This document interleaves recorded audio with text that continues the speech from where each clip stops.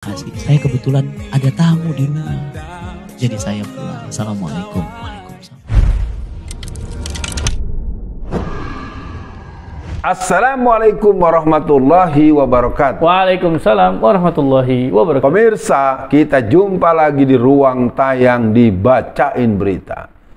Yang jelas, berita ini telah menjadi sesuatu yang ditunggu-tunggu oleh seluruh rakyat Indonesia. Bung kameramen, silahkan. Terima kasih Bu Alfian. Kita kembali dalam program dadakan, yaitu Cerita Uat. Lagi-lagi kita informasikan Cerita Uat ini, Bu Alfian, tidak dibocorkan sebelumnya apa yang akan ditanyakan oleh Bung kameramen. Jadi Bu Alfian, dulu saat beberapa tahun yang lalu Bu Alfian dalam ceramah pernah menceritakan bahwa ada, saya tidak sebut nama ya Bung Alfian, dari perwakilan lama-lama Indonesia punya OE datang mencari Bung Alfian, ingin memberikan uang 1 dus yang kita nggak tahu tuh jumlahnya berapa. Nah mungkin Bung Alfian bisa ceritakan kronologisnya, tahunnya, maksudnya, dan akhirnya uangnya diterima apa enggak tuh? Silakan Bung Alfian. Astagfirullahaladzim, ngagetin nih Bung kameramen nih. Pemirsa, ini salah satu ujian dalam kehidupan orang yang menjaga peran-peran artikulasi, peran-peran perjuangan. Ada 3 ujian. Yang pertama adalah tahta, harta, dan wanita. Betul. Dan itu 3 itu menjadi hal yang sangat berulang di berbagai zaman, di berbagai situasi, dan berbagai orang. Bung kameramen membuka satu file, sebuah arsip yang sebetulnya ini adalah benar adanya dan terjadi. Saya sejak tahun 1998 memang dikenal sebagai orang yang punya peran-peran yang signifikan untuk reformasi lokal kota Tangerang. Mungkin kalau orang yang jujur dengan sejarah Tangerang, mereka akan lihat bahwa ada wali kota yang tidak bisa 2 periode. Walaupun kekayaannya, walaupun kekuasaannya, walaupun jaringannya, walaupun nilai kedaerahan dia begitu kuat, tapi Allah izinkan kami dengan nama Forum Penyelamat Tangerang telah menutup langkah beliau untuk melanjutkan. Betul. Nah, itu akhirnya membuat seorang Alfian Tanjung punya peran-peran yang unik, ya. Karena di situ sempat saya menjadi seorang koordinator fit and proper test untuk wali kota Tangerang pada masa pemilihan tahun 1998-1999. Nah, ini pertanyaan barusan yang berhubungan dengan keberadaan sejumlah uang yang dibawa oleh seseorang oknum aparat tidak berseragam, tapi saya tahu betul karena saya kenal dia adalah dari satu instansi tertentu, aparat resmi dengan pangkat ya perwira menengah yang agak di bawah dikit lah gitu. Nah, dia membawa 1 dus ke rumah itu sekitar tahun-tahun 2000-an. Ya, persisnya saya nggak terlalu ingat betul, tapi itu tahun 2000-an dia bawa 1 kotak Indomie. Lalu saya tanya pada yang bersangkutan, Kang, apa ini Kang? Ya, lihat aja sendiri gitu kan. Lalu saya coba buka ikatannya, ternyata itu tumpukan uang dengan nominal per lembaran 100 ribuan 1 dus Indomie. Jadi estimasi saya ada sekitar 300 atau 400 jutaan lah gitu. Lalu saya bilang, ini uang apa? Uang dari siapa? Uang untuk siapa? Lalu dia menjawab, ini Ustadz jelas dong, saya bawa ke sini ya tentu untuk Ustadz Alfian Tanjung. Untuk siapa? Untuk apa? Ya nggak untuk apa-apa, ngasih aja. Nggak mungkin, saya bilang, orang ngasih sesuatu kalau nggak ada tujuan apa-apa. Akhirnya saya diyakinkan oleh yang bersangkutan bahwa dia nggak bawa alat perekam, dia nggak membawa katakanlah hitam di atas putih, dia juga nggak membawa syarat-syarat yang lain. Lalu saya bilang, nggak mungkin kalau nggak ada syarat lain, mesti ada sih omongan. Ini tolong diterima, tolong jangan membahas persoalan rencana orang-orang Cina dalam mengelola Indonesia, itu satu. Yang kedua, jangan membahas bahaya al-harakatil irtidad, yaitu gerakan kristenisasi. Jadi dua itu yang diminta oleh beliau yang membawa uang itu atas permintaan daripada pihak yang tadi disebut oleh Bung kameramen. Nah, sejak hari itu nama saya jadi kurang bagus, boleh dibilang jelek. Karena rupanya dia juga mungkin bukan hanya datang membawakan uang 1 dus itu, tapi mungkin dia juga ngomong kepada beberapa pihak-pihak tokoh-tokoh lain dengan gue mau ke rumah si Alfian nih, gue mau kasih mau nganterin sesuatu. Itu diomong mungkin sama dia, atau ada yang bocorin lagi pihak yang lain lagi. Nah, orang lalu beranggapan si Alfian ngomongnya doang begini, padahal dia disogok oleh pihak tertentu gitu kan gitu. Cuman seiring waktu, dari hari ke hari berganti pekan berganti bulan, kok saya tidak pernah menunjukkan tanda-tanda pengurangan dosis untuk menerangkan bahaya Contendem Christus dengan kolaborasi Cina dan Kristen. Lalu akhirnya itu hilang dari peredaran dan kemudian kembali normal. Nah, puluhan tahun kemudian, kurang lebih 2010 atau 2011-an, datang lagi Bung Kameramen dalam bentuk lain. Mereka membawa satu cek yang nolnya ada 9. Ya, artinya cukup menggentarkan, cukup membuat saya secara manusiawi berpikir. Dari pihak yang sama, Bu Alfian? Pihak yang sama tapi petugas yang berbeda. Kalau yang terdahulu petugasnya warnanya coklat, yang ini petugasnya baru warna hijau, ya kan? Dan mereka diutus resmi oleh itu untuk membuat saya diam saja, jangan bahas bahaya Cina dan jangan bahas artinya komunisme PKI dan jangan bahas soal kristenisasi. Itu aja permintaannya. Jadi permintaannya nggak banyak-banyak dan diminta untuk TST gitu Bung Kameramen. Tahu sama tahu, jadi nggak usah dibahas. Nah, lalu saya tetap dalam posisi berjalan sesuai dengan apa yang sampai hari ini masih saya coba tekuni, dan terima kasih, syukur saya kepada Allah Subhanahu wa taala. Terima kasih kepada ibunda saya mendidik saya untuk berpihak pada nilai-nilai kebenaran dalam segala situasi, karena jumlah uang dengan nolnya 9 itu secara manusiawi cukup menggiurkan Bung Kameramen. Dan alhamdulillah Bung Kameramen cukup lama berinteraksi dengan Bung Alfian, bisa memahami bahwa wilayah itu tidak pernah menjadi bagian dari cara hidup kita. Sampai hari ini mungkin masih lebih hebat Habib Rizik ya. Kalau Habib Rizik kan dia sempat punya tawaran 1-2 triliun yang kelihatannya beliau juga memilih untuk tetap istiqomah dengan langkah perjuangan beliau.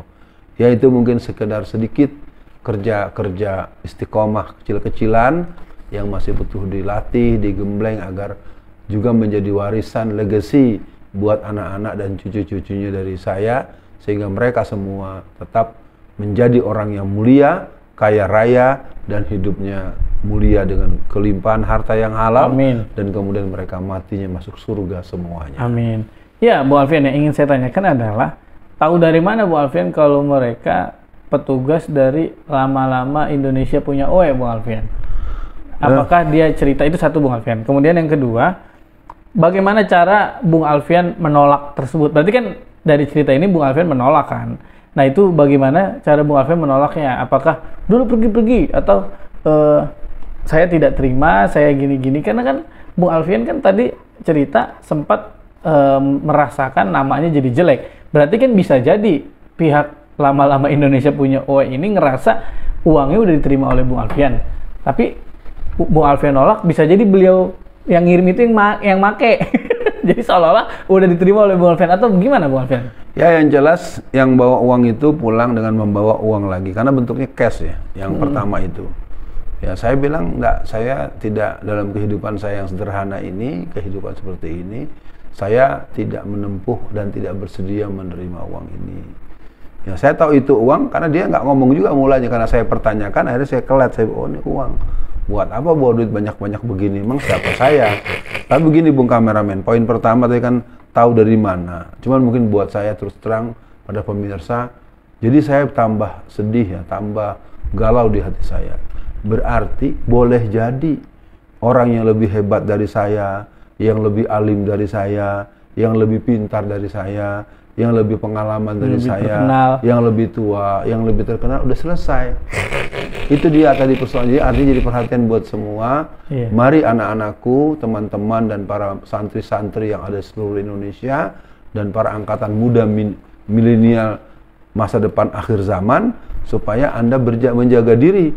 Itu yang pertama. Kalau yang kedua, memang ada bercandaan ya, walaupun ini tidak, terserah nanti Bung Kameramen bagaimana memahami candaan saya. Jadi ketika yang kedua itu memang berupa cek 9 digit 99000 ya. Kalau angkanya 6.000 gitu. Lalu saya bilang, wah kalau nolnya 12 saya mau nih gitu. Nah, terus terang saja ini bahasa itu sebenarnya bahasa bahasa sedih gitu, segitu hinanya kita, lalu kita sampai diperlakukan seperti itu. Nah, kemudian bagaimana cara menolak? Tetap saya sudah cukup matang, sudah cukup dewasa, dan saya tidak berkata-kata yang menghujat. Yang jelas memang betul Bung Kameramen, boleh jadi apakah yang pertama yang berhubungan dengan box, yang kedua yang dengan cek. Namanya orang kan maksain tanda tangan, malsuin tanda tangan kan juga bukan hal yang ini kan. Ketika kita tidak tahu itu di kemana-kemana ini kan. Nah, tapi intinya saya tetap menolak, dan hidup saya seperti hari ini. Beberapa teman-teman dekat pasti paham dengan pola relasi saya dalam kehidupan sehari-hari. Jadi saya tahu dari mana, ya yang bersangkutan memberitahu bahwa kemudian ini bawa titipan, ini titipan. Bahkan ya, waktu itu malah orangnya lebih dari satu. Dengan pangkat-pangkat tinggi untuk mengajak saya untuk mau menerima ini sebagai bentuk kebanggaan, kesalutan, ya ujung-ujungnya adalah pembinaan yang berdimensi pembinasaan, ya kan? Pembinaan tapi lo diem. Nah, itu yang saya bilang tadi Bung Kameramen, berarti orang-orang selain saya masih banyak yang istiqomah, tapi ada juga yang kecemplung karena mereka kemudian memilih menggunakan dalil-dalil yang bagus, yang fasih, yang ujung-ujungnya mereka bagian daripada rencana musuh-musuh. Nah, lalu cara menolaknya ya, itu mungkin tidak ada yang istimewa, tapi paling tidak itu telah terpatri didikan dari almarhumah ibunda dan tentunya papa, ya kami memanggilnya ibu dan papa, memang banyak mendidik kami untuk berkhidmat kepada nilai-nilai yang diyakini, tidak dengan cara-cara yang haram, begitu Bung? Iya Bung Alfian, berarti kan alhamdulillah kita jadi tahu nih Bung Alfian, cara nolaknya ternyata benar dari pihak lama-lama Indonesia punya OE. Dan tadi kan Bung Alfian juga ceritakan bahwa Habib Rizik juga pernah ditawari dan Habib Rizik juga menolak Bung Alfian. Berarti memang bisa jadi tokoh-tokoh kita itu banyak sekali juga Bung Alfian yang menolak itu, dan yang mungkin yang tadinya berani terus tiba-tiba diem, bisa jadi dia sudah terbina ya Bung Alfian. Nah Bung Alfian, untuk akhir sesi cerita uat kali ini Bung Alfian, mungkin pesan lah Bung Alfian, pesan kepada anak muda atau anak tua atau yang orang menjelang dewasa lah, yang menuju kematangan. Apa pesan Bung Alfian agar kita, idealis kita, keistiqomahan kita itu tidak bisa dibeli dengan apapun Bung Alfian? Karena kan kalau sekarang ya Bung Alfian, mungkin tawarannya mungkin bukan uang Bung Alfian. Ustadz, saya tahu Ustadz pengen punya pesantren, ini mau nggak nih tanah 1 hektar? Itu kan bisa saja terjadi Bung Alfian. Silakan nanti bangun pesantren, kita bantuin buat fondasinya. Dan mungkin yang tadi saya ucapkan terakhir Bung Alfian, apa pesan Bung Alfian agar kita bisa membentengi diri kita, idealisme kita dari hal-hal tersebut? Silakan. Ada 5 hal. Yang pertama adalah tetap pegang baik-baik, berani karena benar. Kalau orang berani karena benar, benar itu berasal dari Allah, itu satu. Yang kedua adalah jangan biasakan hidup berhutang budi. Kalau orang berhutang budi, dia akan kehilangan nyali. Yang ketiga adalah rawat diri dengan ibadah dan pengokohan akidah. Artinya tertib ibadahnya di awal waktu, berjamaah, jaga sholat malamnya, jaga ibadah-ibadah nafilahnya, dan juga hal-hal yang berhubungan dengan urusan-urusan peneguhan keimanan, dengan membaca, dengan menyimak tausiah dari ustadz-ustadz dan ulama-ulama yang berkelas. Yang keempat, kemampuan untuk memilih komunitas atau teman. Itu diabadikan dalam surat An-Nisa ayat 69, nanti bisa dibaca dengan kata kunci wahasuna ulaika rafiqa. Yang terakhir adalah keluarga. Jadi ini mungkin pesan juga buat Bung Kameramen dan buat semua pemirsa, keluarga itu adalah benteng yang sangat kuat. Jadi ketika istri kita tidak banyak menuntut, karena dulu ada tulisan di majalah Tempo, kolumnis Aib Bakar menuliskan celoteh di atas tempat tidur. Ternyata korupsi-korupsi sejak tahun-tahun Orde Lama, Orde Baru sampai hari, semuanya sangat terkait dengan rengekan istri dan anak-anak perempuan. Jadi kemanjaan, rengekan, membanding-bandingkan dengan orang lain, Betul. itu sering menjadi sebab yang sangat dominan mengapa orang itu berkorupsi. Karena orang korupsi itu, Bung Kameramen, bukan orang miskin. Iya. Dia orang rakus, orang yang udah kehilangan kontrol terhadap diri sendiri. Sekian untuk dibacain berita hari ini. Kita semua bermohon pada Allah, semoga kita semua husnul khatimah. Assalamualaikum warahmatullahi wabarakatuh. Waalaikumsalam warahmatullahi wabarakatuh.